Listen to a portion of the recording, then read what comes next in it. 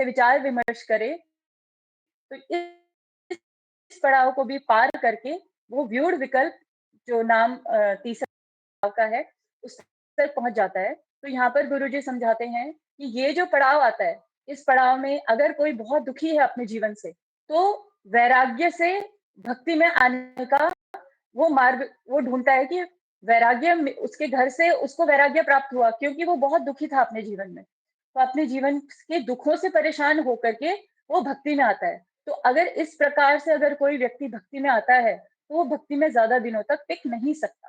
तो इस तरीके से भक्ति को ग्रहण करना हमारे लिए ठीक नहीं है। होना ये चाहिए कि हम भक्ति को समझें, भक्ति के रहस्य को जानें, इसकी मिठास को समझें और इसकी ज़रूरत को अपने जीवन में महसूस करके, इसके द्वारा हम धीरे-धीरे करके वैराग्य को प्राप्त करें। तो भक्ति की इम्पोर्टेंस को समझकर जब हम वैराग्य को प्राप्त करते हैं, तो वही सच्चा वैराग्य होता है और वही वैराग्य स्थिर भी रह पाता है क्योंकि उसमें हम तथ्यों का इस्तेमाल करते हैं, इमोशनल नहीं होते हैं, हम अपनी बुद्धि का इस्तेमाल कर पाते हैं और हम हमारे जीवन में जितनी हमें छूट मिल सकती है, उसी हिसाब से हम वैराग्य को अपना सकते हैं। तो यहीं तक मुझे समझ में आया प्रभु जी। अगर मुझसे कोई गलती हो गई तो क्षमा बहुत करिएगा। सुंदर हरे माता कृष्णा। हरि बोल माता जी, बहुत सुंदर। हरि बोल हरि बोल हरि बोल हरि बोल, बहुत सुंदर। हरि बोल हरि बोल हरि बोल माता जी, हरि बोल माता जी, बहुत सुंदर बोला। हरि बोल माता जी, हरि बोल। नाम हरि कृष्ण सभी बहुत सुंदर माता जी, हरि बोल। ओके। हरे कृष्ण गुरु जी धन्यवाद। हरे कृष्ण। गुरु जी धन्यवाद। हरे कृष्ण गुरु जी धन्यवाद। हरे कृष्ण कृष्ण गुरु जी प्रणाम। हरे कृष्ण गुरु जी, दंडवत प्रणाम। दंडवत प्रणाम। हरे कृष्ण गुरु जी सभी बोलो। सभी भक्तों को चरण दंडवत प्रणाम, सभी माता जी के चरण दंडवत प्रणाम, सभी वैष्णवों के चरण दंडवत प्रणाम। विष्णु के चरणों में दंडवत। हरे कृष्ण गुरु जी दंडवत प्रणाम, सब माता जी दंडवत प्रणाम, सब भक्त दंडवत प्रणाम। ओम अज्ञानतिमिरन्धस्य ज्ञानाञ्जनशलाकया चक्षुरुन्मीलितं येन तस्मै श्रीगुरुवे नमः।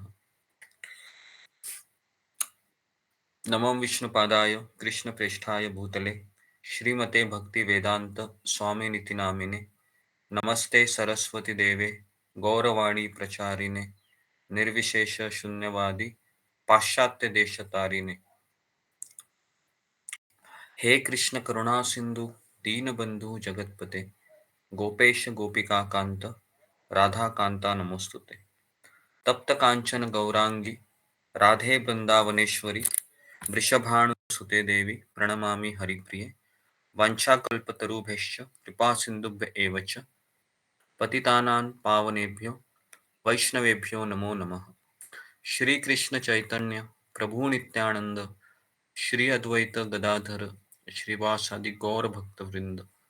हरे कृष्णा कृष्णा कृष्णा हरे हरे, हरे राम राम राम हरे हरे। मुखं करोति वाचालं पंगुं लंघयते गिरिं यत्कृपा तमहं वन्दे श्रीगुरु दीनतारिणं। हरे कृष्णा। सबका स्वागत है सत्र में।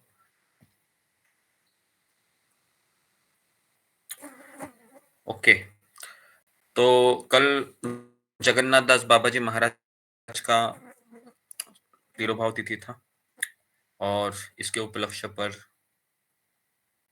हमने कुछ कहा नहीं, तो थोड़ा सा हम आज उनके बारे में बताएंगे, एक 15-20 मिनट, और फिर हम जो कल हमारा टॉपिक थोड़ा सा छूट गया था उसको हम कंप्लीट करेंगे आज, और फिर हम वापस जो आगे के पड़ाव हैं अनर्थ निवृत्ति, निष्ठा, रुचि, आसक्ति, भाव, तो ये सारे स्टेज कंप्लीट करेंगे। ओके जी, तो हम आगे बढ़ते हैं। तो जगन्नाथ दास बाबा जी महाराज का कोई फोटो शेयर करेगा आप में से, ताकि सबको पता चले कौन है वो, क्योंकि नामों से तो हम पता नहीं होता है कि ये कौन से आचार्य हैं। तो कोई शेयर कर सकता है जगन्नाथ दास बाबा जी का फोटो? तो जरा कीजिए, क्योंकि मेरे पास थोड़ा सा ऑप्शन का कमी है। तो जगन्नाथ दास बाबा जी का फोटो है, कोई शेयर कीजिए।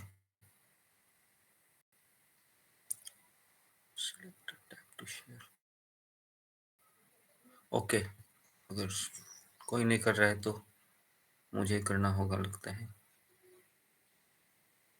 Tap tap tap tap, select tap to share. Allow नहीं कर रहा है गुरुदेव शेयर करने के लिए। हरे कृष्णा का। ओके, अलाउ नहीं कर रहा है, ठीक है, मैं करता हूँ। जगन्नाथ दास बाबा जी,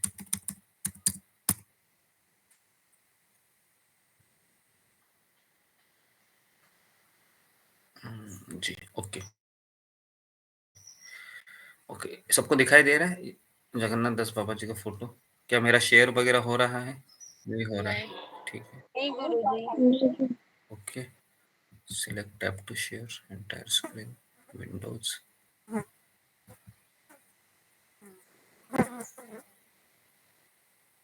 ओके, अभी दे रहा है शेयर? जी गुरुदेव दे रहा है। अभी दे रहा है जी। तो ये जगन्नाथ दास बाबा जी महाराज, इनको आपने देखा होगा कि जगन्नाथ दास बाबा जी महाराज ये हमारे आचार्य है, शायद ही आपने इनके बारे में सुना होगा, क्योंकि मैंने ज्यादा इनके बारे में कहा नहीं। परंपरा में जी, ओके, सबको दिखाई दे रहा है अभी? जी, तो इनका फोटो आपने देखा होगा, आपके अल्टर में इनका फोटो रहेगा, जगन्नाथ दास बाबा जी महाराज। भगवत गीता में है गुरुजी। जी जी, तो ओके जी, तो इनका तिरुभाव तिथि है, तो हम ओके, तो हम इनके बारे में चर्चा करेंगे थोड़ा 15 मिनट, क्योंकि आचार्यों के बारे में कथा करना बहुत इम्पोर्टेंट है। तो कल रह गया था, उसके लिए मैं जगन्नाथ दास बाबा जी महाराज से क्षमा मांगता हूँ कि मैं आपके तिरुभाव के दिन में कुछ बता नहीं पाया, क्षमा कीजिए। तो इसके लिए हम आज थोड़ा सा इनके बारे में सुनेंगे।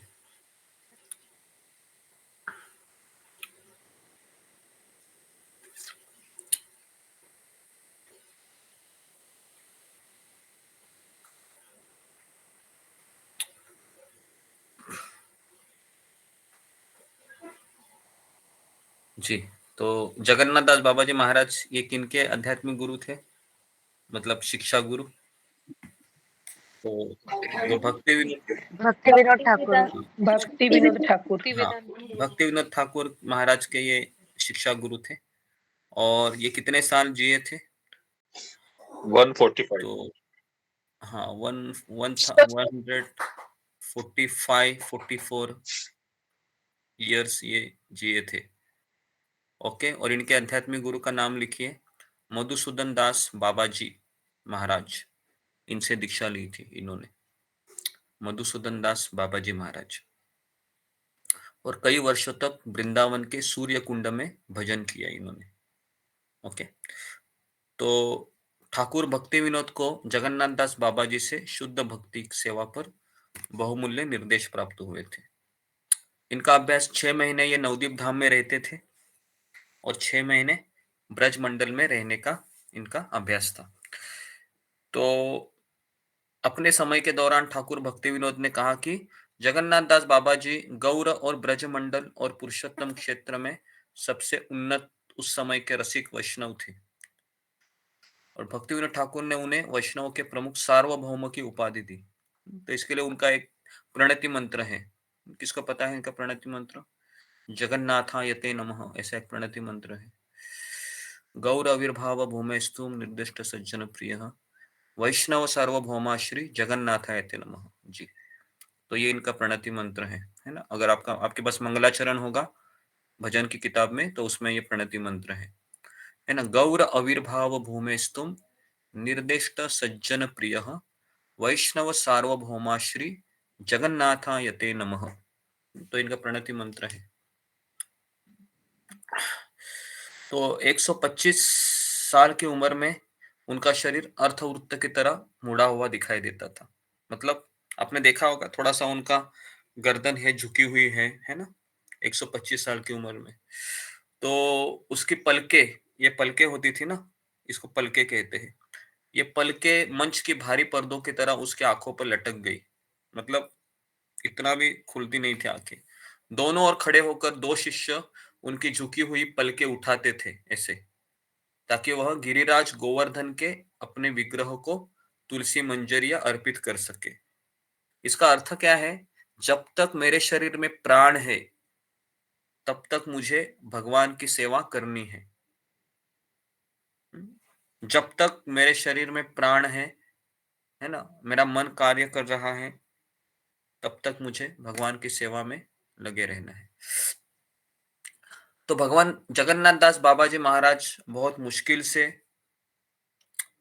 चल पाते थे, क्योंकि 148 साल का व्यक्ति क्या चलेगा। अभी हाल ही में परम पूज्य राधानाथ स्वामी महाराज के जो पिताजी है 98 ईयर्स के थे, है ना, तो उन्होंने शरीर छोड़ा पिछले साल ही, है ना।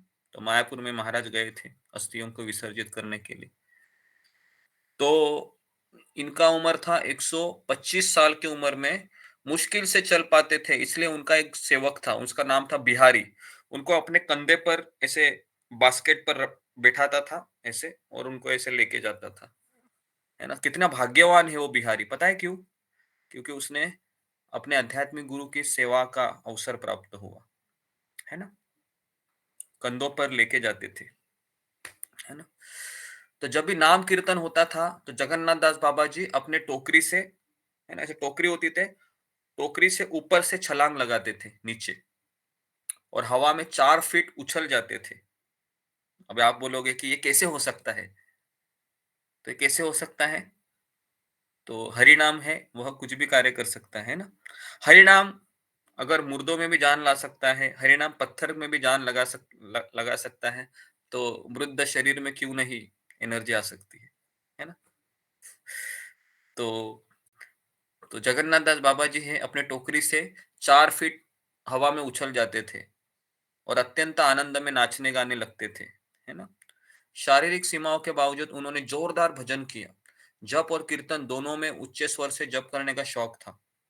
अभी आप सोचिए, जप करने का शौक मतलब इनको नाम रुचि प्राप्त हो गई थी, बराबर है। अगर किसी व्यक्ति को जप करना बहुत अच्छा लगता है, हमेशा जैसे उनको खाली टाइम मिला, वो टीवी नहीं देखेगी या व्हाट्सएप नहीं चलाएगा, फेसबुक नहीं चलाएगा, तुरंत माला पकड़ेगा, समझने का ये एडवांस डिवोटी है, नाम रुचि प्राप्त हो गई या हो रही है, ठीक है। तो इस तरीके से कीर्तन के दौरान वो नाचते थे, गाते थे, हे भगवान नित्यानंद, आपने कितना अद्भुत नाम दिया है, ओ निताई।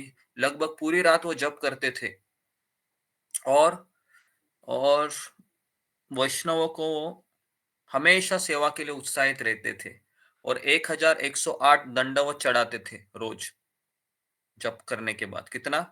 1108, है ना, बाप रे। दंडवत का अर्थ क्या है? पूरी तरीके से ऐसे झुक जाते थे, दंडवत करते थे। वह सख्त आहार और वार्षिक चातुर्मास में उपवास का पालन करते हुए तपस्वी जीवन जीते थे।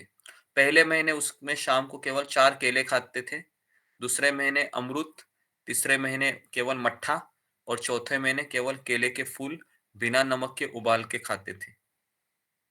बाप रे, सुनकर ही चक्कर आ रहा है ना। तो भयानक भयानक ये ऑस्टेरिटी है। केवल 4 केले खाते थे पहले महीने, दूसरे महीने अमरूद, तीसरे महीने मट्ठा, चौथे महीने वो पता है वो बिना फूल का एक केले के फूल होता है, जो अगर आपने देखा होगा तो केला आने से पहले केले के पेड़ पे वो रेड कलर का, थोड़ा सा पिंक कलर का ऐसा ऐसा आता है ना, तो उसमें फूल होते हैं केले के, तो उसका चटनी, उसको बिना नमक के उबाल के खाते।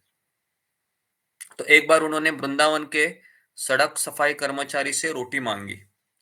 इसके बारे में सुनकर वृंदावन के प्रमुख लोगों ने जगन्नाथ दास बाबा जी से कहा, बाबा आप ब्रज के शिखर रत्न हो, किसी को भी आपकी आलोचना करते हुए सुनकर हमें दुख होता है, लेकिन अब हर कोई आपके खिलाफ बात कर रहा है। वे कह रहे हैं कि बाबा चले गए हैं, पागल हो गए हैं।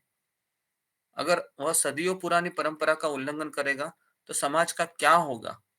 तो बाबा जी महाराज ने उत्तर दिया, आप सभी विद्वान लोग हैं, क्या आप वृंदावन की धूल के महत्व को नहीं जानते? ये कृष्ण प्रेम से इतना अभिभूत है कि भगवान ब्रह्मा भी ब्रजरज का एक कण बनने की इच्छा रखते हैं। इसलिए क्या वृंदावन का सफाई कर्मी जो लगातार धूल की सेवा कर रहा हो, उसमें सांस ले रहा हो, उसमें लौट रहा हो, उसमें स्नान कर रहा हो, क्या मैं पवित्र नहीं होऊंगा? तो बाबा जी महाराज के उत्तर से सभी ने स्वीकार किया कि बाबा जी महाराज जो वृंदावन में साफ सफाई का काम कर रहे हैं, यह बहुत उच्च कोटि का सेवा है। तो इस तरीके से नवदीप धाम में रहते हुए जगन्नाथ दास बाबा जी महाराज ने सभी निवासियों के प्रति गहरा सम्मान दिखाया। यहाँ तक कि जब कुछ पिल्लों ने उसकी थाली में खाना खाया, एक बार वो खाना खा रहे थे तो कुत्ते के बच्चे आ गए और उसमें खाने लगे, तो उन्होंने कोई विरोध नहीं किया। कुत्तों को अपने गुरु का प्रसाद खाते देख उसके सेवक बिहारी को बहुत घृणा हुई, क्योंकि बिहारी उधर ही रहता था हमेशा। तो बिहारी को लगा कि मेरे गुरुदेव है, प्रसाद खा रहे, लेकिन कुछ कुत्ते वहां पर आ गए, तो उसने जोर से कुत्तों को भगा दिया। तो जगन्नाथ दास बाबा जी ने कहा, बिहारी तुम ऐसा क्यों किया? कुत्तों को क्यों तुमने डांटा? ये कुत्ते हैं वो पवित्र धाम के निवासी है, ये सामान्य जीव नहीं है, नवदीप के कुत्ते हैं ये। जब तक वे मेरी थाली से महाप्रसादम खा रहे थे, है ना, तो उन्हें तुम्हें खाने देना चाहिए थे। तो ये उनका भाव था। आप सोचो, बराबर है। तो इसलिए भक्त है वह बाहरी वेश से पहचाना नहीं जाता है कि वो धोती कुर्ता पहनता है या क्या पहन रहा है ना। भक्त ये किससे पहना जाता है, किससे पहचाना जाता है? तो भक्त ये उसके गुणों के द्वारा पहचाना जाता है ना। सब लोग कैमरा को ऑन कीजिए। तो भक्त ये इस तरीके से पहनाया जाता है ना। तो इसके लिए हम आगे देखेंगे भक्ति के पड़ाव में भी किस तरह से ये प्रसंग आते हैं। तो जगन्नाथ दास बाबा जी के कई शिष्य थे, है ना। तो 142 साल की उम्र में वह न तो देख सकते थे, न ही चल सकते थे। तो भक्तिविनोद ठाकुर ने जब भगवान चैतन्य का प्रकट स्थल का खोज किया था, तो उन्होंने सोचा कि अभी इसका प्रमाण कौन देगा। तो जगन्नाथ दास बाबा जी को उन्होंने कहा कि चैतन्य महाप्रभु का एक स्थान है योगपीठ, वहां पर बहुत सारी तुलसियां है, तो मुझे आपका प्रमाण चाहिए, आप शुद्ध भक्त है भगवान के। तो बिहारी को कहा कि चलो तुम मुझे ले चलो वहां पर। तो भक्तिविनोद ठाकुर है, उनके पीछे पीछे जगन्नाथ दास बाबा जी आ गए, और जैसे उस जगह पर आ गए तो तुरंत उन्होंने उस जो टोकरी थी बिहारी के सर के ऊपर जिसमें वो बैठे थे, उसमें से जोर से छलांग लगाकर वो जमीन के ऊपर नाचने लगे और कहने लगे, ये तो निमाय जन्मभूमि है ना, ये निमाय की जन्मभूमि है।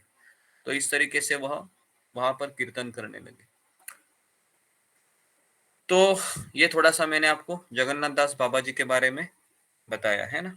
तो ये से हमारे आचार्य हैं, ऐसी हमारी परंपरा है, ये हमारी धरोहर है, ये हमारा परिवार है। तो हमें हर एक जो वैष्णव आचार्य है ना, इनका सम्मान करना चाहिए, इनको आदर देना चाहिए, और यही कामना करनी चाहिए कि कभी इनकी चरणों की धूलि मुझे प्राप्त हो और मेरा जीवन कृतार्थ हो जाए। ओके, तो अभी हम जगन्नाथ दास बाबा जी महाराज से प्रार्थना करते हैं कि आप हमें अच्छी सी बुद्धि दीजिए, ताकि हम शास्त्रों का अध्ययन अच्छे से कर सके और शिल प्रभुपाद के भाव को समझकर हम अंतिम समय तक उनकी सेवा में सेवक की भांति लगे रहे। तो यही हम कामना करते हैं। ओके, तो अभी हम भागवत में आते हैं जी। बड़ी अद्भुत है गुरु जी। गुरु जी कल पुरुषोत्तम दास ठाकुर जी का अवतीर्ण दिवस भी है। हाँ, पुरुषोत्तम दास ठाकुर जी कल का जी। 13 तारीख को। ओके जी। तो अभी हम जो हमारा जो कल का टॉपिक था है ना, जैसे पूजा डिमरी माता जी ने बताया कि तीनों जो पड़ाव थे उसके बारे में, तो अभी हम चौथा, पांचवा और छठा 3 पड़ाव पार करेंगे, और ये पार करने के बाद हम निष्ठा स्तर पर आते हैं। तो जितने भी हमारे अनर्थ निवृत्ति है, ये सारी अनर्थ निवृत्ति उत्साहमयी, घनतरला, व्यूढ़ विकल्प, चौथा विषय सांगरा, पांचवा नियमाक्षय और छठा तरंग रंगिनी। ये 6 पड़ाव में ही सारा हमारा अनर्थ निवृत्ति होता है। लेकिन ये 6 पड़ाव को पार करने के लिए कई जन्म, कई साल लग जाते हैं, क्योंकि जितना हमारे पास दृढ़ निश्चय है, जितना मेरे अंदर समर्पण है, जैसे हम लादिनी माता जी का हम दोपहर में सुन रहे हैं, तो लादिनी माता जी वो उसका ज्वलंत उदाहरण है हमारे सामने कि किस तरह से व्यक्ति श्रद्धा, साधु संग, भजन क्रिया, अनर्थ निवृत्ति, निष्ठा, रुचि, आसक्ति भाव स्तर पर चला जाता है। ओके जी, तो आगे बढ़ने से पहले एक सवाल है, हम आपको करते हैं, ध्यानपूर्वक सुनिए कि अगर किसी को पता है, शास्त्रों का अध्ययन भी करता है वो, और उसको पता है कि ये सही है, ये गलत है ना, फिर भी वो गलत क्यों करता है, इसका क्या कारण होता है। जैसे हम सभी भक्त हैं, हम सबको पता है क्या सही है, क्या गलत है, लेकिन मन में जब कॉल आता है गलत चीज का, तो भक्त भी गलत चीज करके ही बैठता है। क्यों होता है ऐसे, क्या कारण है इसका, बताइए। और इसके लिए एक भगवत गीता का एक श्लोक भी है, दूसरे अध्याय में। ओके जी, क्यों ऐसा होता है कि एक भक्त को सही भी पता होता है, गलत भी पता होता है, लेकिन वो गलत ही करता है। जी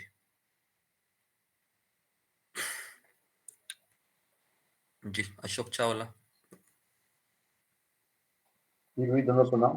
गुरु जी, हमारे अनर्थ इतने प्रबल होते हैं ना, वो सही दिशा में जाने ही नहीं देते। ओके, तो ये जो प्रश्न है सब लोग लिखिए जरा, इसके ऊपर हम एक स्टेप बाय स्टेप हम कुछ चीजों का हम स्टडी करते हैं, क्योंकि ये हम सबका मेन प्रॉब्लम है। सबका मेन प्रॉब्लम है कि सबको पता है गीता क्या है, भागवत क्या है, फिर भी हम गलत ही करते हैं। ओके, तो पहला पॉइंट लिखिए इसका। अशोक चावला प्रभु ने बताया कि मेरे भीतर अनर्थ है जो मुझे खींचते हैं या फिर मुझे आगे बढ़ने नहीं देते हैं। ओके, इस तरीके से। ओके,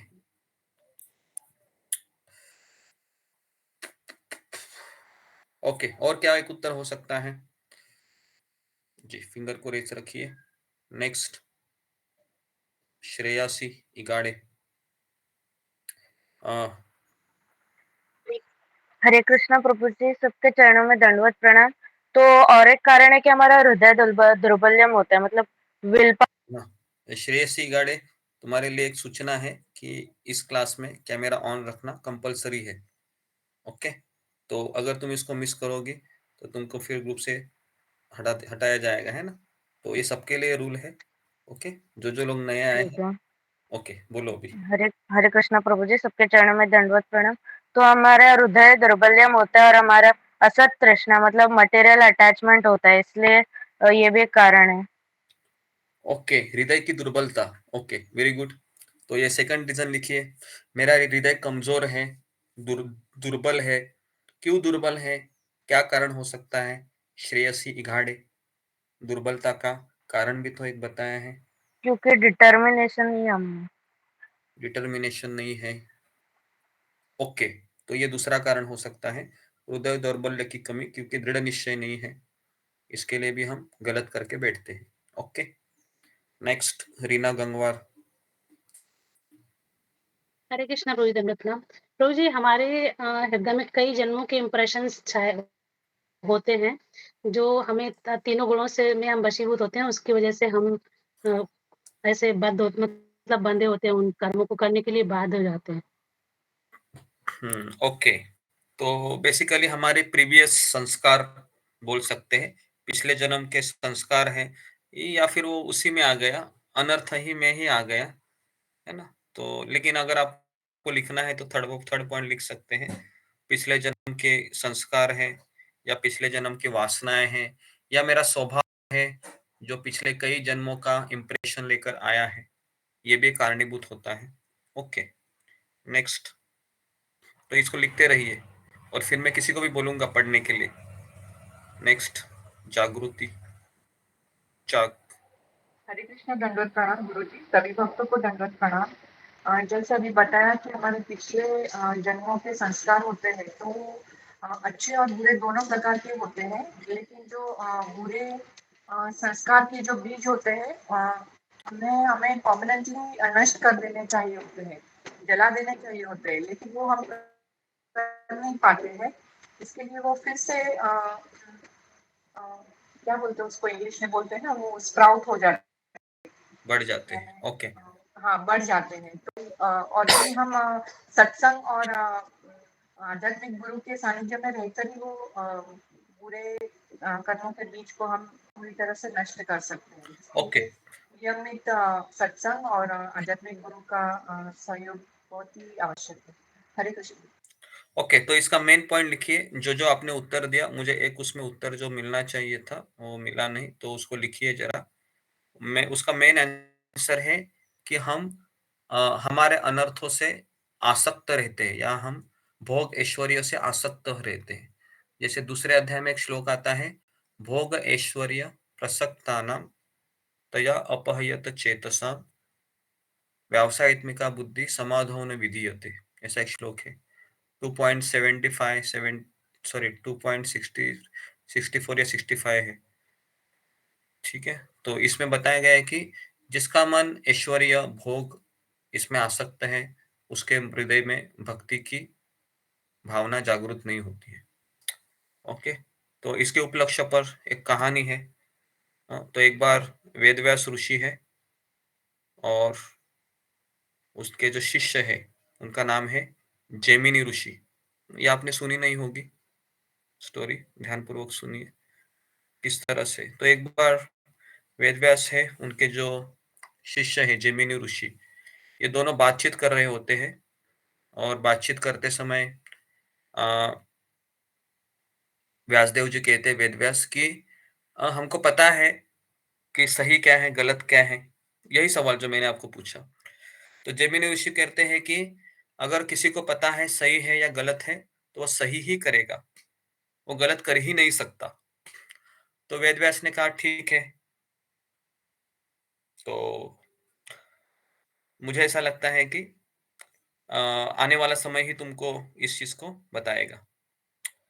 तो इस तरीके से फिर एक समय की बात होती है, जैमिनी मुनि का स्वयं का आश्रम होता है और वहां पर नदी होती है।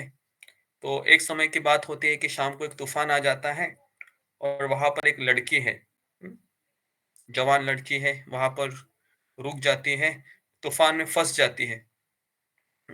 तो सहायता के लिए वह पुकारती है, तो जैमिनी ऋषि वहां पर आते हैं और जैमिनी ऋषि उनको देखते हैं, स्त्री को, और कहते हैं कि क्या हुआ।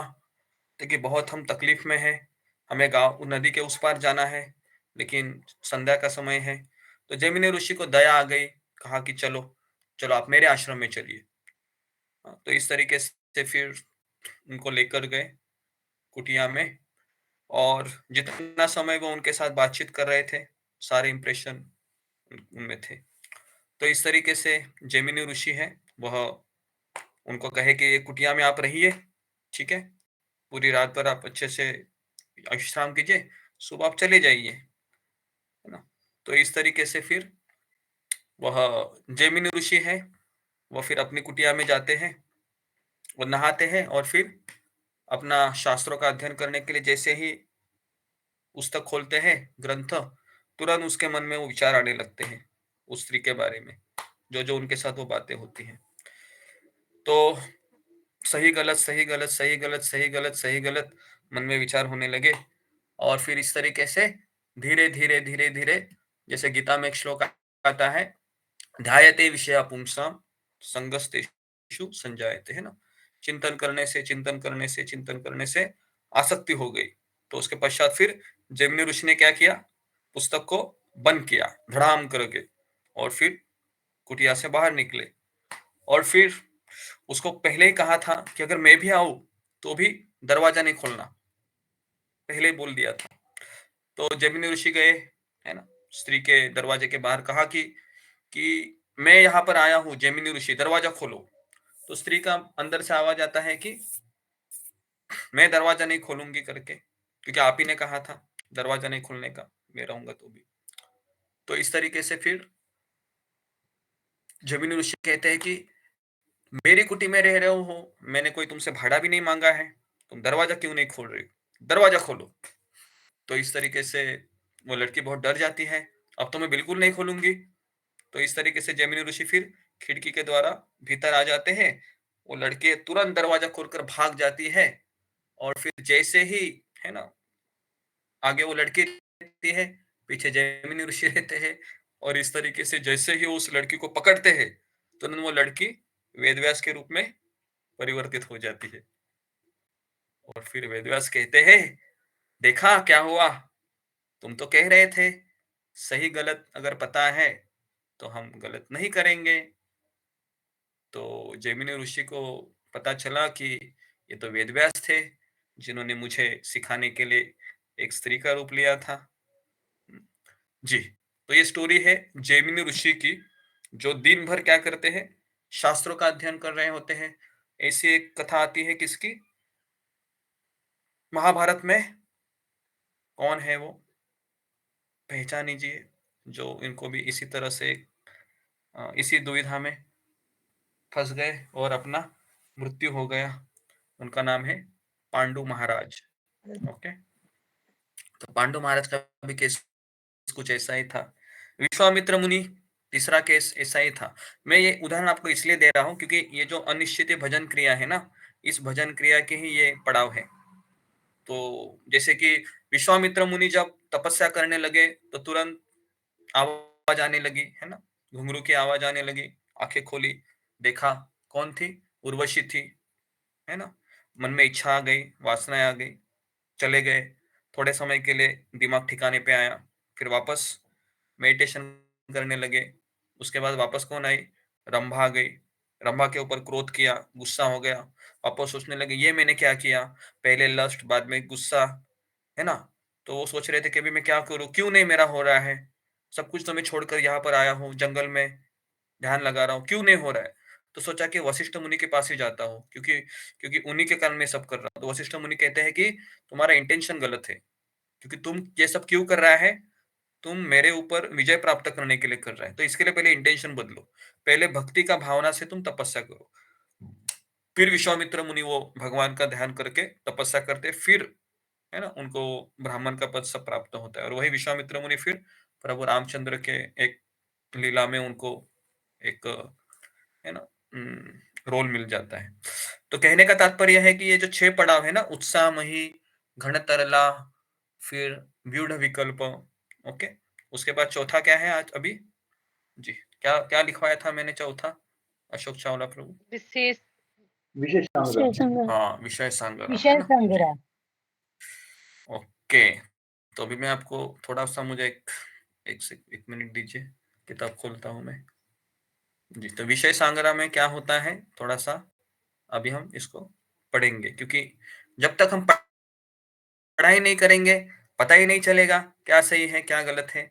हमको भी पता है पढ़ाई होने के बाद भी हम फेल होने वाले, कोई बात नहीं, एटलीस्ट पता तो चलेगा कहाँ पर मैं गलत हूँ, है ना, कहाँ पर मेरी गलती हो रही है ना। तो इसके लिए ऐसा नहीं है कि ज्ञान प्राप्त होने के बाद हम फेल नहीं होंगे, फेल तो होंगे हम, लेकिन कोई बात नहीं, है ना, हम उससे सीखेंगे, वापस हम उठेंगे।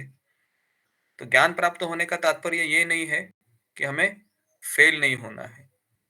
जी, कौन बताएगा मुझे, भक्ति में भगवान फेल क्यों करते हैं, फिंगर को रेज कीजिए, ये दूसरा प्रश्न लिखिए आज का, कि भक्ति में हम जब आने के बाद भगवान हमको अपयशी, असफल क्यों करते हैं, फेल क्यों करते हैं, सब कुछ मालूम होने के बाद भी। जी, ये दूसरा प्रश्न है। ये सारे प्रश्न है, एक इसके लिए आप एक नोटबुक बनाइए, और जब आप मुझे मिलेंगे तो आप इस नोटबुक को लेकर आइए, ओके। कभी भी यात्रा हमारी रहेगी, ओके, तो उस समय आप इस किताब को लेकर आ जाइए, है ना, और यही आपका इनाम रहेगा। अगर आप मुझे दिखाएंगे, है ना, तो मैं आपको इनाम दूंगा।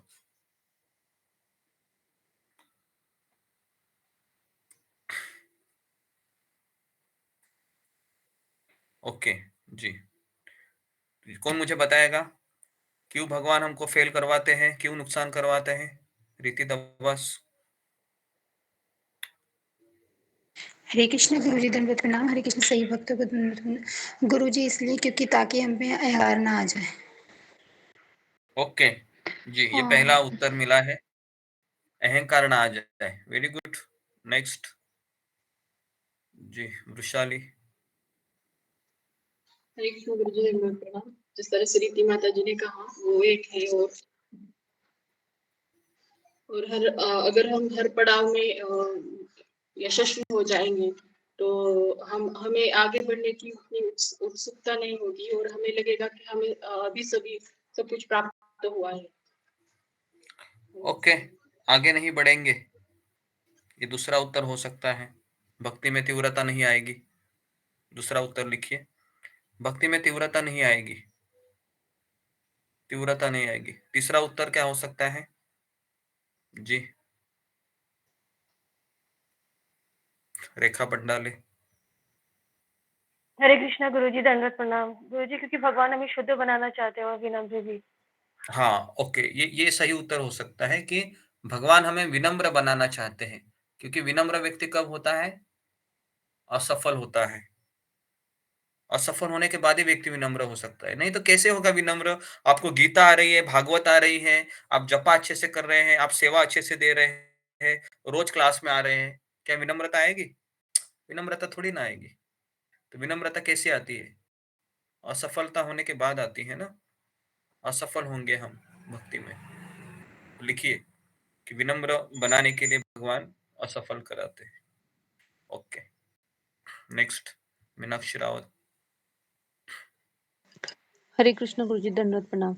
गुरुजी, जैसे हम कभी कभी भक्तों के संग को थोड़ा सा लाइटली लेते हैं और खुद से ही भक्ति करने का सोचते हैं या माला, और कभी कभी ऐसा होता है कि किसी रीजन से हम 2-4 दिन नहीं कर पाते, तो भगवान हमें वैल्यू बताते हैं और हमारी योग्यता बताते हैं कि हम उनके बिना कुछ भी नहीं है। तो मुझे लगता है वैल्यू भी सिखाते हैं भगवान। ओके, तो ये पॉइंट हो गया था कि भगवान हमको तीव्रता बढ़ाने के लिए भी करते हैं, है ना जी। इसके अलावा सारे पॉइंट कवर हो गए हैं, क्यों ऐसा करते हैं। मेन कारण तो वही हो गया, मेन रीजन क्या है इसका? भगवान हमें विनम्र बनाना चाहते हैं, क्योंकि यही भक्ति की उपलब्धि है ना। लेकिन अगर भक्त के पास उस समय मार्गदर्शन नहीं है तो भक्त क्या हो जाता है? उस समय निराश हो जाता है। लिखिए, ये पॉइंट भी लिखिए ब्रैकेट में।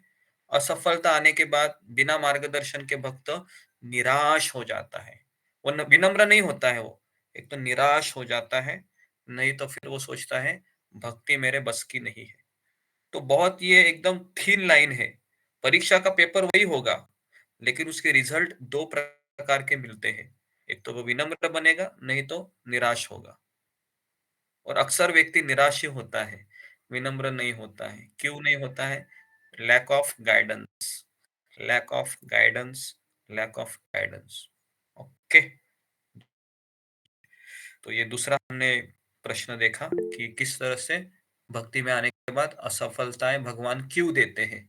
ठीक है, तो बहुत ही इंपॉर्टेंट क्वेश्चन है, क्योंकि हर एक व्यक्ति सफलताओं के पीछे भागता है। इस संसार में सिखाता है हमेशा सक्सेसफुल रहो। तो इस संसार में 3 लोग हमेशा स्ट्रेस में होते हैं।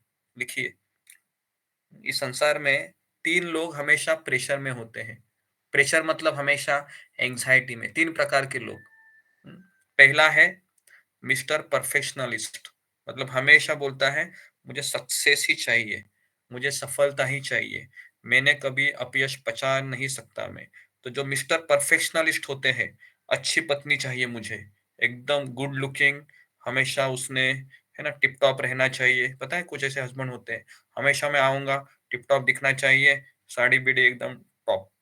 तो इस तरीके से मिस्टर परफेक्शनिस्ट, उनको अच्छा बेटा भी अच्छा, अच्छा जॉब, अच्छा बैंक बैलेंस, तो उनको कोई कमी नहीं चाहिए। तो ऐसे लोग हमेशा डिप्रेशन में रहते हैं। ओके, ये वाला हो गया नंबर 1। और नंबर 2 कौन सा है? जो हमेशा मजा चाहते हैं, मुझे सब में मजा आना चाहिए, है ना। ये दूसरे नंबर का व्यक्ति या दूसरे नंबर का भक्त। हाँ, है ना। तो इसके लिए कभी कभी भक्तों में भी क्या होता है, अरे 16 माला अच्छे से नहीं हुई मेरी, तो सोचता है कि अरे बाप रे, अरे बाप रे। तो ये अच्छा है एक तरीके से नहीं हुई तो, लेकिन इतना भी हमको ग्लानि नहीं होना चाहिए कि हम डिप्रेशन में चला जाए और हम कल उठे ही ना। तो हमारे ग्रुप में से कई भक्त हैं जो माला नहीं होती है ना तो डिप्रेशन में जाते हैं और फिर अगले दिन सो जाते हैं, माला ही नहीं उठाते। तो ये गलत है, इतना एक्सट्रीम नहीं होना चाहिए। दूसरी कैटेगरी क्या है? तो वह है हमेशा मजा, मजा ढूंढता है हर चीज में। है ना, मजा ढूंढना। हमें किसको मजा देना चाहिए भक्ति में? कौन बताएगा भक्ति में किसको मजा देना चाहिए? तो भक्ति में हमें कृष्ण को मजा देना कृष्ण चाहिए। कृष्ण और गुरु को प्रसन्न करना है। हमें अपनी अपनी अपनी प्रसन्नता की बात ही नहीं है यहाँ पर भक्ति में, कि मुझे मुझे क्यों प्रसन्नता नहीं मिल रही है, मुझे क्यों आज पनीर का सब्जी बट रहा था, मुझे एक भी पनीर मिला नहीं, है ना। पता नहीं कैसा भक्त था वो, केवल है ना 2-2 आलू के दाने दिए उसने मुझे, है ना। बहुत ही ऐसा एकदम बुरी नजर से देखते उसको, है ना। शायद हमको तीसरी आंख होती थी तो उसको भस्म ही करते थे। तो पनीर का टुकड़ा नहीं दिया इसने मुझे। तो ऐसा हो जाता है मंदिर में कई बार।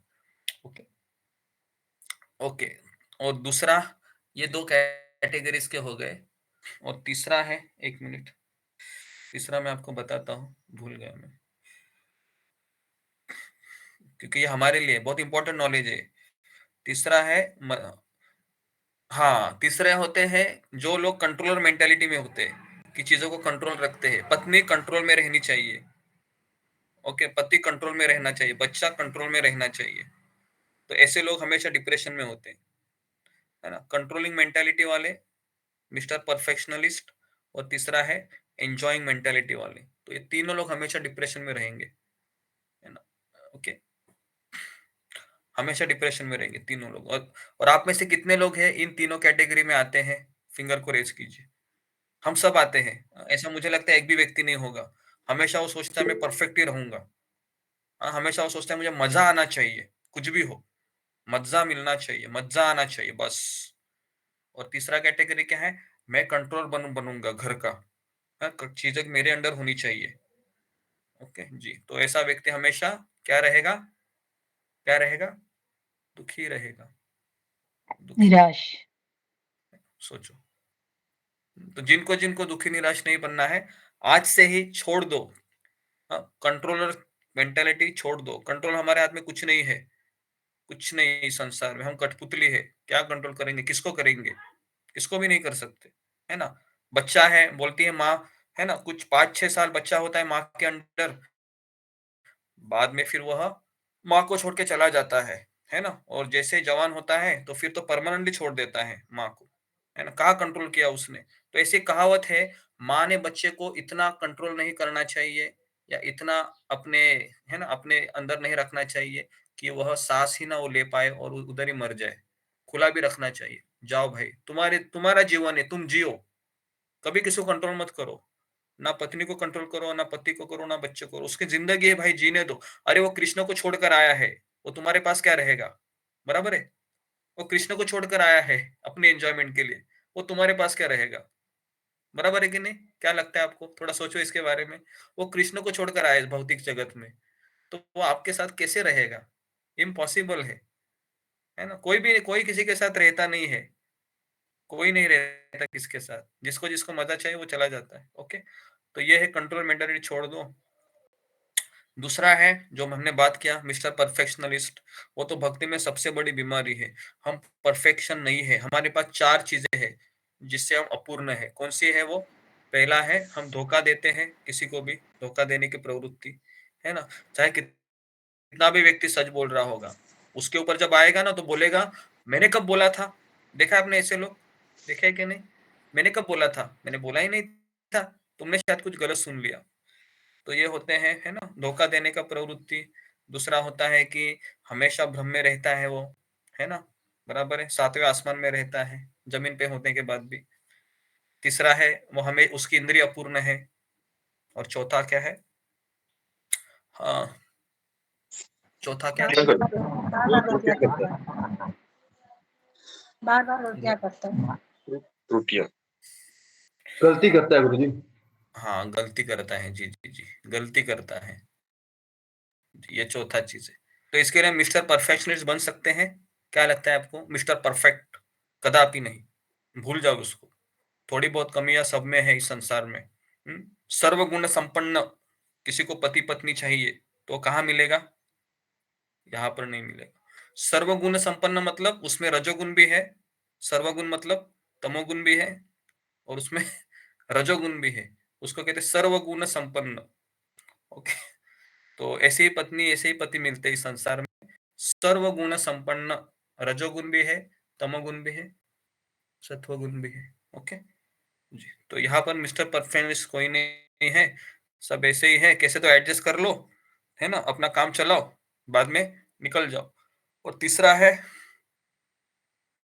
मजाकिया। मजाक मतलब हमेशा एंजॉय करता है ना, जैसे मैंने बता दिया, सब में एंजॉय आना चाहिए। तो ये 3 प्रकार के लोग हमेशा दुखी रहेंगे। ओके जी, तो अभी हम चौथे पड़ाव पे आते हैं। चौथा, पछा, छठा, आधे घंटे में तो कंप्लीट करना होगा। तो चौथा पड़ाव है विषय संग्रह। लिखिए। तो कल हमने देखा था कि उत्साहमयी का सबसे मेन थीम क्या है, कि वह उत्साह इतना होता है कि ऐसा लगता है कि मैं हिमालय एक ही दिन में चढ़ जाऊंगा। ठीक है, लेकिन उसको बाद में पता चलता है मेरे में कुछ कमियां है, मेरे में अवगुण है। फिर घण तरला में क्या होता है, हफ्ते में 4 दिन उठेगा, मंगल आरती में, जपा में, 3 दिन सोता रहेगा, लेकिन क्या वो प्रगति कर रहा है? कर रहा है, कर रहा है। क्यों कर रहा है? एटलीस्ट वो फाइट मार रहा है, फाइट कर रहा है, फाइट कर रहा है, फाइट कर रहा है। जिसने फाइट करना छोड़ दिया, फिर वह कहाँ जाएगा? फिर वह वापस किनारे लग जाएगा। आपको क्या लगता है, जब समुद्र में आप तैरते हैं और अगर आपने हाथ पैर मारना छोड़ दिया तो आप कहाँ जाओगे? समुद्र की लहरें आपको कहाँ ले जाएगी? वापस किनारे, है ना, वापस जहां से हमने शुरू किया। और तीसरा था व्यूढ़ विकल्प। मतलब क्या? जब उसको लगता है कि मैं 4 दिन उठ नहीं रहा हूं, मैं 3 दिन उठ नहीं रहा हूं, इसका मतलब क्या है? ये घर के लोग मेरे भक्ति के बीच में आ रहे हैं, इन लोगों को ही छोड़ दूंगा और कहाँ जाऊंगा मैं? वृंदावन जाऊंगा, वहां पर मेरी कुटिया बनाऊंगा और फिर मैं हरिदास ठाकुर की तरह माला करूंगा, हरे कृष्ण कृष्ण कृष्ण हरे हरे, हरे राम राम राम हरे हरे। लेकिन ऐसा होता है? ऐसा नहीं होता है। कई लोग गए हैं, क्या करते हो? वृंदावन में जाके वृंदावन में जाके वो बाके बिहारी में जाएंगे, लस्सी पियेंगे, गोलगप्पे खाएंगे, लुई बाजार में घूमेंगे, शॉपिंग करेंगे और फिर वापस फोन लगाएंगे, अजी सुनती हो मैं आ रहा हूँ। अरे क्यों आ रहे? आप वृंदावन गए थे। अरे मेरा दिमाग, मन ही नहीं लग रहा है। अच्छा अच्छा अच्छा, ठीक है, आ जाओ आ जाओ, अच्छा प्रयास किया आपने, वेरी गुड। तो कौन सा ये है? व्यूढ़ विकल्प। ओके, तो व्यूढ़ विकल्प में वो बहुत सारी चीजों सोचता रहता है कि मैं ये करूँ, वो करूँ, ऐसा करूँ, वैसा करूँ, मंदिर के पास रहना जाऊं, है ना जी। ओके, तो अभी चौथा स्टेज का नाम है विषय संग्रह। तो विषय संग्रह में क्या होता है कि वो भक्ति में प्रगति करना चाहता है, लेकिन उसका मन है वह विषय भोगों में लगा रहता है। ठीक है, लिखिए। चौथा स्टेज है विषय भोगों में उसका मन लगा रहता है। विषय भोग मतलब जिह्वा को अच्छा अच्छा स्वीट खाना, आइसक्रीम खाना, या फिर समोसा, फिर कचौरी, फिर क्या बोल सकते, बर्गर है, पिज्जा है, पास्ता है, सैंडविच है ना, और भी नए नए आइटम अभी आए हैं, है ना, लेटेस्ट में। जब मैं दिल्ली में गया था मेट्रो में, तब मैं वहां पर एक लिस्ट पढ़ रहा था, अभी मुझे याद नहीं आ रहा है ना, कुछ तो उसको मैगी की तरह होता है, झमकी या कुछ तो उसको बोलते थे, मैं भूल गया वो। स्टेशन पर नए नए आइटम अभी आए। तो विषय भोगों में मैं आपको याद दिला रहा हूं, लेकिन आप ये सब मत याद कीजिए। तो विषय भोगों में हमारा चित्त लिप्त होता है फिर चौथे स्टेज में। ओके, तो इस तरीके से फिर वह सोचता है कि कृष्ण की भक्ति प्राप्त होना अति कठिन है। शास्त्रों में लिखा है जिसका मन विषय भोगों में लगा है उसके लिए भक्ति प्राप्त होना कठिन है। ओके, कठिन है, बहुत कठिन है। तो इस तरीके से फिर वह जो वस्तु पश्चिम में दिशा में रखी हुई है, क्या उसे पूर्व में जाने वाला व्यक्ति प्राप्त कर सकता है? तो कभी नहीं। तो इसके लिए फिर वह जब जब वह हरिनाम का आश्रय लेने लगता है तो उसके मन में कौन से विचार आते हैं? उसके मन में विचार आते हैं कि मुझे अभी विषय भोग हो उसको बुलाते रहते हैं।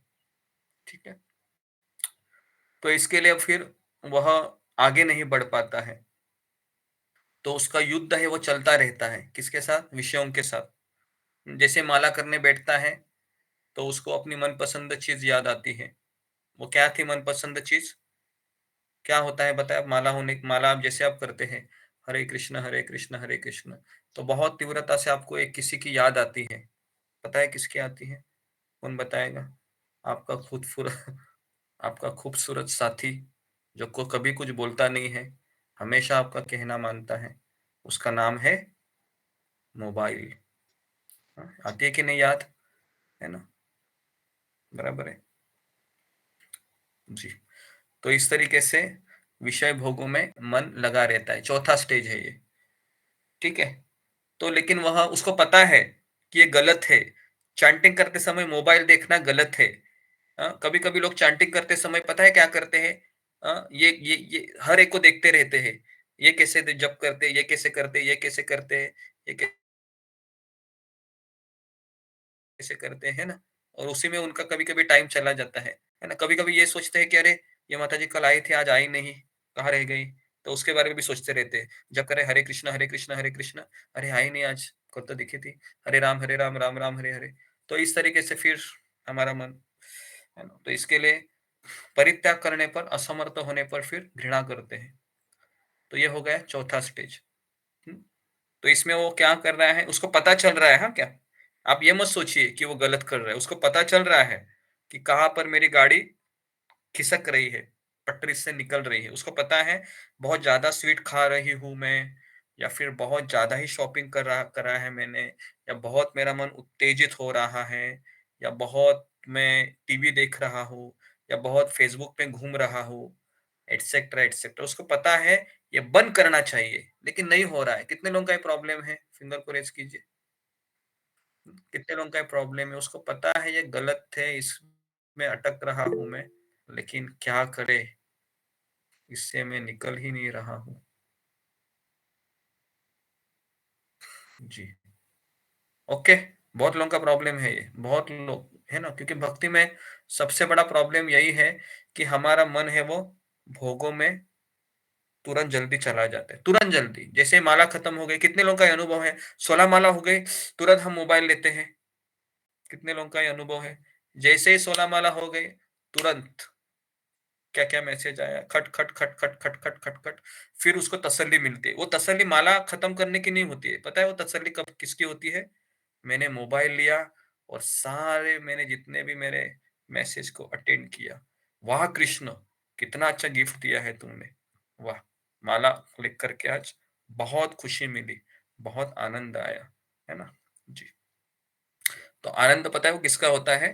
कि माला खत्म हो गई, मोबाइल ले लिया, ऐसा लगता है कि पैसे को पानी पिलाया, है ना। जब हम मोबाइल लेते हैं तो ऐसा लगता है कि मैं बहुत प्यासा था, कितना, 1.5 घंटे से बहुत प्यास लगी थी। किसकी लगी थी? पानी की? पानी की नहीं, मोबाइल की लगी थी प्यास, है ना। तो उसको मैं ले लिया, मेरा आत्मा अभी तृप्त हो गया। 1.5 घंटे से हरिनाम करके मेरा आत्मा तृप्त नहीं हो पाया, अभी मेरा आत्मा तृप्त हो गया। अभी मैं बहुत अच्छे से बाकी की माला भी कर सकता हूँ, कर सकती हूँ, क्योंकि मेरा ज्यादा टेस्ट किसमें है? हरि नाम में है क्या? हरि नाम में नहीं है। मेरा टेस्ट, वो मेरा जो डेढ़, एक्चुअली वो 1.5 घंटे से वही सोचता है हरे कृष्ण मोबाइल कब मिलेगा, हरे राम राम राम हरे हरे, मोबाइल कब मिलेगा, कितना समय हुआ बाकी, अभी तक 6 नहीं बजे, जैसे मंगल आरती होगा मैं तुरंत ले लूंगा। अशोक चावला प्रभु कभी आप आवाज दोगे? तो इस तरीके से हमारा ये चलते रहता है। ऐसा ही होता है कुछ, या मैं गलत बोल रहा हूँ? थोड़ा बहुत कुछ ऐसे होता होगा सबका, है ना। तो समझ जाइए ना, आप बुद्धिमान भक्त हैं, रोज आते हैं भागवत सुनने, समझ जाइए। ओके, तो यह है विषय संग्रह। ओके, तो विषय संग्रह में यही होता है, ज्यादा कुछ नहीं है। तो इसके बाद फिर वह सोचता है अभी मैं क्या करूं, इसमें से कैसे निकलूं।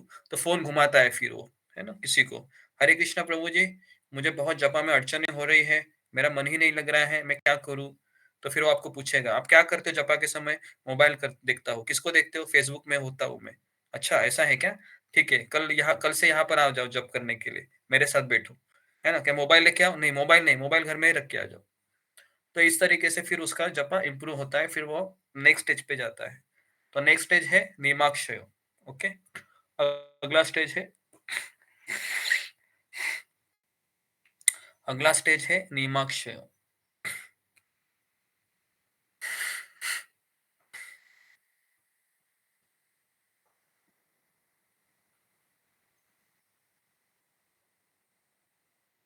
ओके जी, तो निमाक्षय में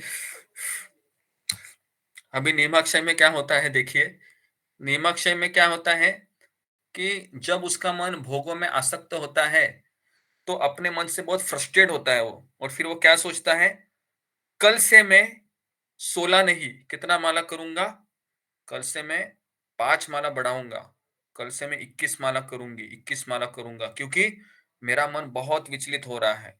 तो फिर वो वाव लेता है, एक कसम लेता है, कल से मैं स्वीट बिल्कुल नहीं खाऊंगा, कल से मैं स्वीट बिल्कुल नहीं खाऊंगी, कल मैं सुबह 3:30 बजे उठूंगा, कल मैं 3:30 बजे उठूंगी, है ना? या फिर मैं इतने सारे वैष्णव को दंडवत प्रणाम करूंगा, इतने सारे वैष्णव को दंडवत प्रणाम करूंगी। तो ये सब वो वाव लेता है।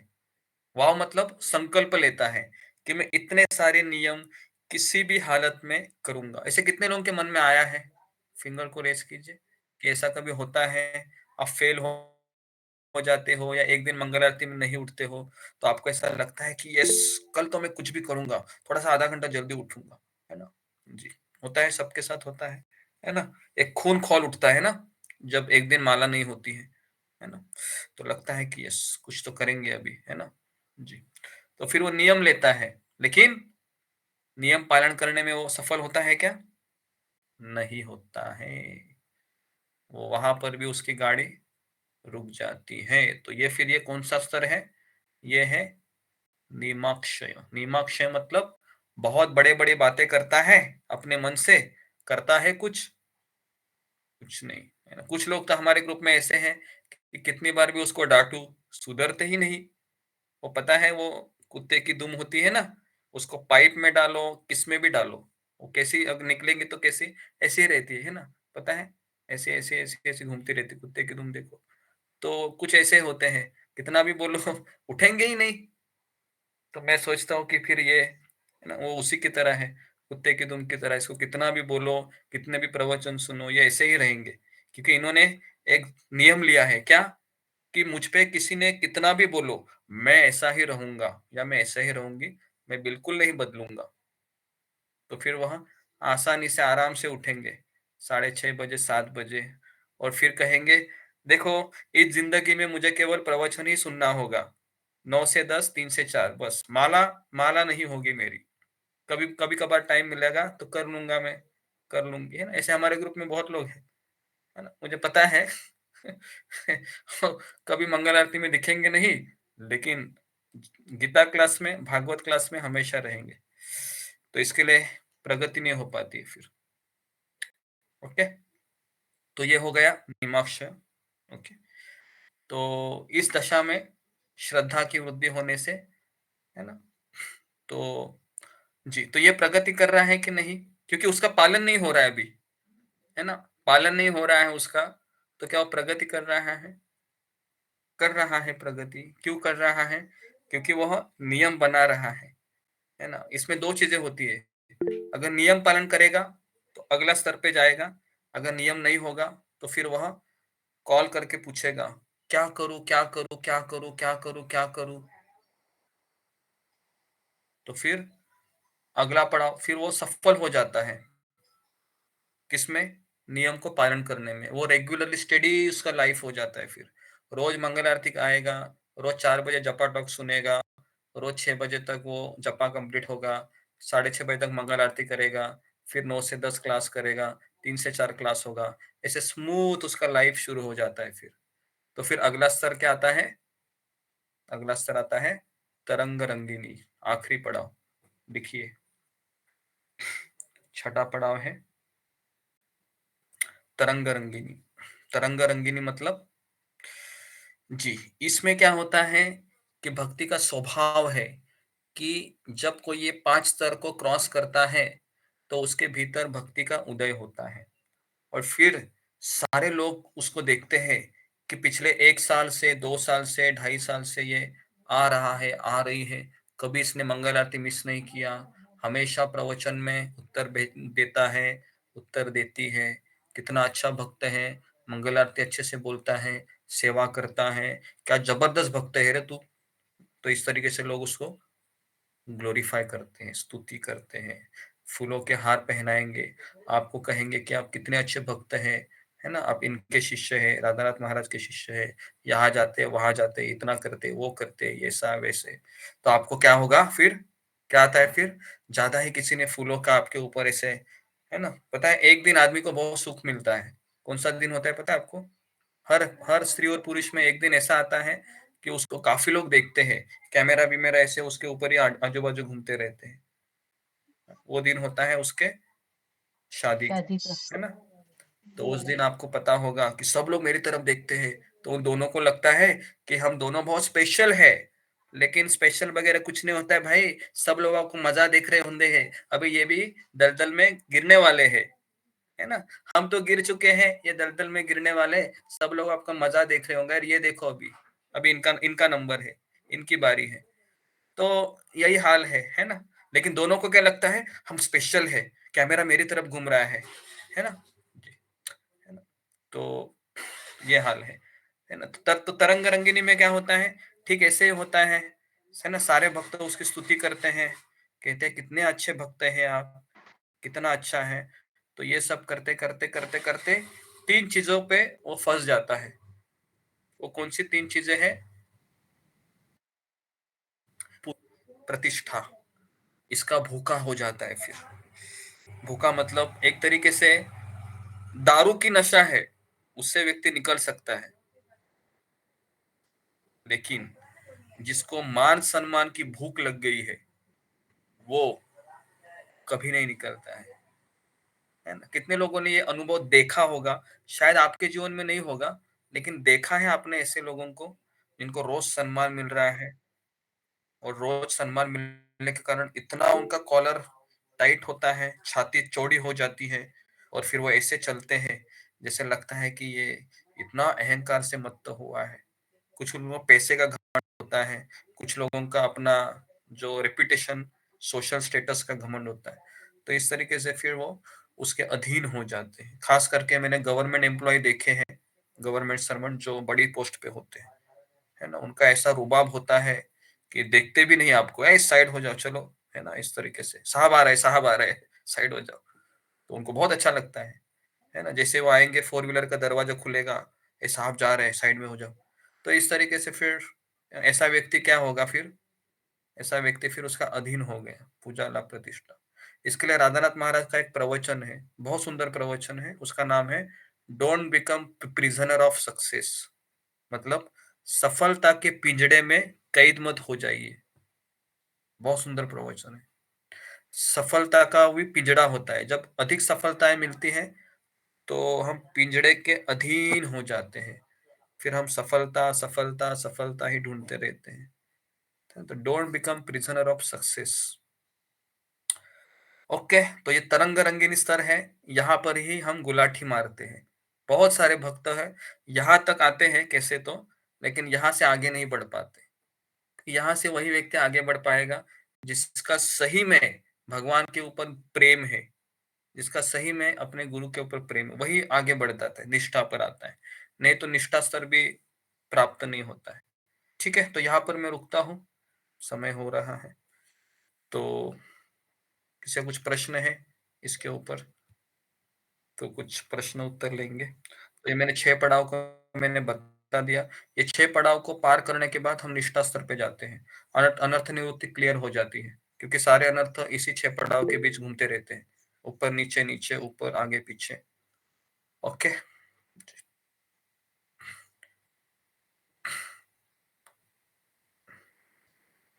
जी सुलेखा। हरे हरे कृष्णा गुरुजी, दंडवत प्रणाम। गुरुजी, आपने बताया कलयुग में चार चीज होती है व्यक्ति के प्रवृत्ति में, मतलब गलती करना, धोखा देना, झूठ बोलना और इंद्रियां अपूर्ण होती है। तो ये इंद्रियां अपूर्ण मतलब क्या होता है, ये बता दीजिए।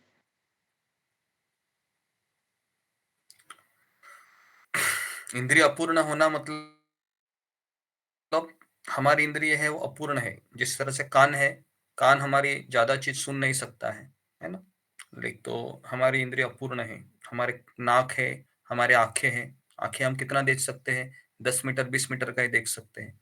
लेकिन जो अधिक हमारे भी अच्छे आंखें गिद्ध की होती हैं, जो बहुत ऊपर से उड़ रहा होता है, उसको नीचे की चीज भी दिखती है अच्छे से।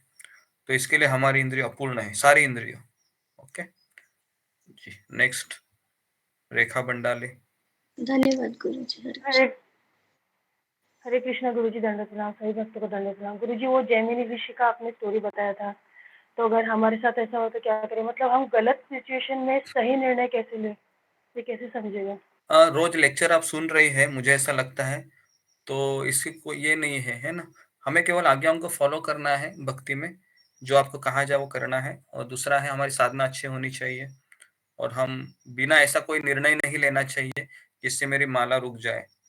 तो अगर हमें करेंगे तो मुझे नहीं लगता है क्योंकि जो व्यक्ति रोज सुन रहा है, रोज सत्संग कर रहा है, तो वो इस चीजों में नहीं फंस सकता है। और जो सत्संग नहीं कर रहा है वो फंसेगा, है ना। तो इसका हमको ध्यान रखना है कि मैं सत्संग हमेशा करूं और ध्यान पूर्वक सुनूं। नहीं तो हमारे में भी ऐसा आएगा, हम भी जेमिनित की तरह बोलेंगे कि हम सही करेंगे। तो मैं वापस कह रहा हूँ, जितने भी भक्त यहाँ पर आ रहे हैं, हमसे गलतियां आगे भी होगी, गलतियां होती रहेगी, लेकिन गलतियां होने के बाद निराश मत हो जाइए। थोड़ा सा सलाह परामर्श लीजिए और आगे बढ़िए। कभी ऐसा मत सोचिए कि मैं इतना कमीना हूँ, इतना नीच हूँ, इतना ये हूँ, इतना वो हूँ, भक्ति मेरे बस की बात नहीं। और निगेटिविटी में इतने मत चले जाइए कि आप भक्ति को छोड़ दे, है ना। हम सब लोग बद्ध जीव है, कलयुग के बहुत नालायक प्रोडक्ट है ना। नालायक मतलब सत्ययुग त्रेता द्वापर से भी हम कुछ कर नहीं पाए, जैसे डफर क्लास होता है। तो हमसे क्या भगवान इतनी अपेक्षा करेंगे? फेल तो होंगे हम, कोई बात नहीं। वापस खड़े होइए, वापस हाथ में माला लीजिए, वापस मंगल आरती कीजिए, ये तो हमारा चलता ही रहेगा। फेल होने का कारण ये है कि हमें विनम्रता आनी चाहिए और हमें कुछ सीखना चाहिए। फेल होने का ये अर्थ नहीं कि हम गिल्ट करते रहे जिंदगी भर और छोड़ दे भक्ति करना। Okay, next Reena Singh. हरे कृष्णा गुरुदेव, जय गुरुदेव का गुरुदेव। ये नैष्टिक अनैष्टिक की भजन क्रिया में आपने 6 पड़ाव बताए, तो ये नैष्टिक की क्रिया मतलब क्या है जो है इसमें? नैष्टिक की भजन क्रिया मतलब निष्ठा स्तर बेसिकली, और अनिष्टिक भजन क्रिया मतलब जो भजन क्रिया साधु संग के बाद जो भजन क्रिया शुरू होती है, तो उसके जो 6 पड़ाव है ये अनिश्चित है। अनिश्चित मतलब क्या है कि इसमें कोई निश्चित भजन नहीं हो रहा है उसका, कभी ऊपर कभी नीचे, है ना, कभी आगे कभी पीछे, कभी बिल्कुल सो जाएगा, कभी उठेगा ही नहीं, कभी फास्टिंग करेगा, है ना। जैसे एक साल जन्माष्टमी में फास्टिंग करेगा पूरा, अगले साल फिर वह बोलेगा मुझसे नहीं हो रहा है। तो ये सब ऊपर नीचे उसका होता रहेगा। तो इसके लिए उसको अनिष्टिकी मतलब अभी तक उसका मन स्थिर नहीं हुआ है। तो निष्ठा स्तर पे आता है तो उसका लगभग 80% उसको स्थिरता प्राप्त होती है। और हमारे आचार्य कहते हैं कि हम निष्ठा स्तर तक हम अपने बलबूते आ सकते हैं। निष्ठा के बाद का सफर कृष्ण का होता है। हमारा क्वालिफिकेशन क्या है, हम निष्ठा स्तर तक कैसे तो आए। अनर्थ निवृत्ति कृष्ण इसमें कोई हेल्प नहीं करेंगे हमें, अनर्थ निवृत्ति हमको ही करनी है। लेकिन जैसे अनर्थ निवृत्ति किया, निष्ठा के बाद बाकी का कृष्ण आपको ऐसे पिकअप करेंगे, आपको ऐसे उठाएंगे, और फिर डायरेक्ट ये सारे जितने भी है भाव आसक्ति प्रेम, ये सब छोटे छोटे स्टेशन है ना। लेकिन ये स्टेशन बहुत बड़ा है हमारा, भजन क्रिया के बाद अनर्थ निवृत्ति, और ये स्टेशन ही नहीं पार होता है कभी कभी। ठीक है जी गुरुदेव, तो फिर क्या निष्ठा स्तर पे जो अहंकार नहीं आता है? निष्ठा क्योंकि स्तर इसको पे निष्ठा स्तर पे बताया उसका अहंकार नहीं आता है, क्योंकि जो पूजा लाभ प्रतिष्ठा वाला जो चीज होता है ना, तरंग रंगिनी, वो स्टेज उसने पार किया होता है ना। तो इसके लिए वो हमेशा उसी चेतना में होता है, मैं मेरे गुरु का कुत्ता हूँ, है ना। जैसे भक्तिनाथ ठाकुर कहते हैं ना, है ना, तुम्हें तो ठाकुर आमी तो कुकुर, है ना, मैं तो कुत्ता हूँ आप मालिक है। तो इसी भाव में वो चलता है फिर, है ना। तो इसके लिए उसको कभी अहंकार नहीं आता है। है ना। अहंकार उस व्यक्ति को आता है जो भक्ति में नया-नया है ना। अभी 20-25 साल 30 साल हो गए उसको भक्ति में, तो उसको पता है अहंकार करके कुछ मिला तो नहीं मुझे, कि सब चीज़ें उसने की होती है ना पहले। हम सब लोग गलती से सीखते हैं, हम बद्ध जीव है। हम डायरेक्ट थोड़ी हम सीखेंगे, पहले हम गलती करेंगे, 10 बार करेंगे, 20 बार करेंगे, फिर सीखेंगे इस तरीके से। ओके, धन्यवाद गुरुजी। नेक्स्ट अशोक चावला। जी गुरुजी मेरा प्रश्न तो नहीं है, मैं इससे भक्तों को रिक्वेस्ट करना चाहता हूँ कि जिनकी आजकल देखा गया है कि जिनकी टर्न होती है बताने की, वो स्किप कर जाते हैं आजकल। जब से आपके सामने नहीं बोलते ना, पहले बोलते हैं, तो स्किप कर जाते हैं। तो मैं उनको इसे सीरियसली लें, कृपया आपकी सेवा है, अगर आप सेवा करना चाहते हैं तो इसे सीरियसली लें। जी, जी, जी। हाँ, और ये एक बात है कि अगर आप सेवा नहीं करेंगे अच्छे से, तो फिर आप भले ही प्रवचन सुन रहे हैं, कुछ फ़ायदा नहीं होगा, क्योंकि आप मिनिमम उतना भी नहीं कर सकते, तो इसका मतलब है आप इनसिंसियर स्टूडेंट हैं, है ना? अप्रामाणिक विद्यार्थी हैं। तो इसके लिए फिर, क्योंकि भक्ति में सिंसियरिटी बहुत मायने रखती है ना, तो आप बेटर है जब-जब आपका टर्न रहेगा, आपको सारी चीज़ें साइड में रखनी है, क्योंकि एक दिन आपको मिलता है। कृष्ण के लिए आप एक दिन भी नहीं दे सकते, तो क्या ज़िंदगी देंगे? Okay, next Shreyasi Igade. हरे कृष्णा प्रभु जी, सबके चरणों में दंडवत प्रणाम। तो मेरा क्वेश्चन था कि हमारा जब अहंकार आता है, हम जब आते हैं भक्ति में, तो मतलब अहंकार होता है, हमें बोला जाता है कि हम भगवान के दास है, हमें गुरु का भी, अब जैसे भक्ति विनोद जी बोलते थे हम गुरु के मतलब कुत्ते की तरह है, तो वो मतलब फीलिंग्स अलग आती है, अहंकार होता है, तो उसके मतलब ऐसे चिथड़े कैसे उड़ जाएंगे? हाँ, उसके लिए तुम अभी छोटी हो बहुत, पहले ना रेगुलरली आती रहो, है ना? हम्म, रेगुलरली आओ, सुनो, है ना? अभी मैं तो तुमको 2-4 दिन से देख रहा हूँ। पहले चीज़ों को समझो, जानो, तब जाके ये हम्म, बड़े-बड़े टॉपिक क्लियर होंगे, है ना? अहंकार एक बहुत बड़ा टॉपिक है। उसके पहले एक अच्छा, रेगुलरिटी होनी चाहिए ना, बराबर है? जैसे तुम ओके, अगर जाओगी और अपने क्लास टीचर को बोलोगी, मुझे सर्टिफिकेट चाहिए, दे दो ज़रा, तो क्या बोलेगी वो? अरे भाई ज़रा डेली पहले क्लास तो अटेंड करो, है ना? क्लास अटेंड करो, ठीक है, होमवर्क करो। तो इस तरीके से, तो जब तुम क्लास अटेंड करोगी, होमवर्क करोगी, सुनोगी, तो धीरे-धीरे, धीरे-धीरे फिर इन सवालों का उत्तर तुमको मिल जाएगा। ओके? जी। नेक्स्ट आखिरी क्वेश्चन, रीना गंगवार। हरे कृष्णा प्रभु जी, दंडवत प्रणाम। तो जी मेरा परसों का क्लास बिल्कुल मिस हो गया था, कल वाला भी मैं ठीक से नहीं कर पाई किसी रीज़न की वज़ह से, तो मैंने जो भी थोड़ा समझा, तो इसमें आपने जो अनर्थ निवृत्ति के 6 पड़ाव बताए हैं प्रभु जी, तो इसमें मतलब ये करने से आपने बताया कि जैसे ये इस तरह इनको हमें ये इसमें ये प्रॉब्लम आता है, इसमें ये आता है, तो उनसे निकलने का तरीका प्रभु जी क्या है कि गुरु की शरणागत होना और उनसे परामर्श लेना। हाँ, नहीं, इन इसका इनमें 2 जो भी सॉल्यूशन बताए प्रॉब्लम्स थे हमने। आती हैं, विविध विकल्प। जी, कल मैंने इसके 2 सॉल्यूशन बताए थे, भक्तों का नियमित संग, और जैसे अभी आप सवाल पूछ रहे हैं, मैं उत्तर जी, दे रहा हूँ, तो उसमें भी काफ़ी चीज़ें क्लियर होती हैं। ये इतना इवन ऑफ़लाइन क्लासेस में भी नहीं होता है, मंदिर में जाओगी तो, क्योंकि पहले तो पूछने का डर लगता है ना? सब लोग जी मेरे प्रभु बारे जी, में क्या सोचेंगे? मैंने कुछ गलत बोला तो, ये जी एक प्रभु, फ़ोबिया होता है और ऑफ़लाइन क्लासेस में, है ना? भागवत की कक्षा में, मुझे भी डर लगता है कि मैं कैसे पूछूँ अभी, लोग क्या सोचेंगे? लेकिन ऑनलाइन क्लास में क्या होता है कि यार ये लोग तो बहुत दूर रहते हैं मुझसे, और अगर मैं कुछ गलत भी बोलूँगी, तो भी कोई बात नहीं, और यहाँ पर थोड़ा-सा धाड़स हो जाता है। तो जब चीज़ें हैं वो क्लियर होने लगती है ना हमारे मन की, तो फिर व्यक्ति है वो भक्ति में आगे बढ़ने लगता है, और हमारी जब चीज़ें क्लियर नहीं होती है, फिर वो उधर ही पड़ा रहता है।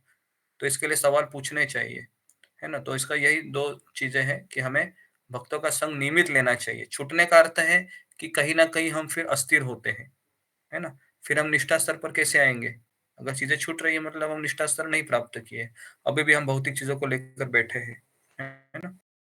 तो इसके लिए हर चीज़ में अगर मैं देखता हूँ तो मैं कभी-कभी चलते-चलते भी आपको क्लास देता हूँ, कभी ट्रेन में बैठता हूँ, तो किसी भी चीज़ में मैं ये चाहता हूँ कि वो बनी रहे चीज़, है ना?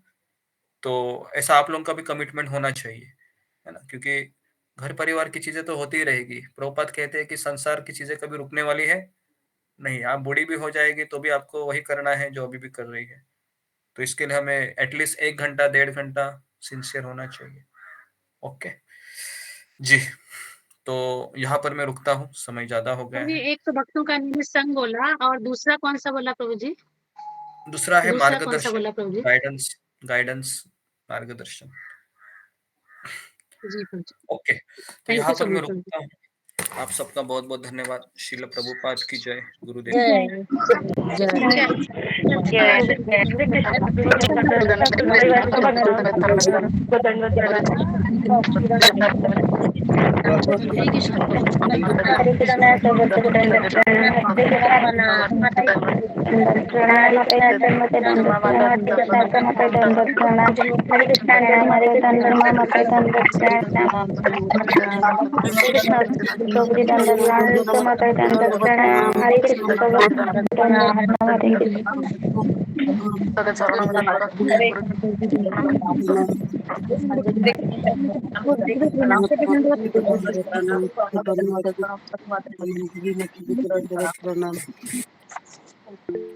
प्रतिमा माता जी को दंडवत माता जी दंडवत प्रणाम।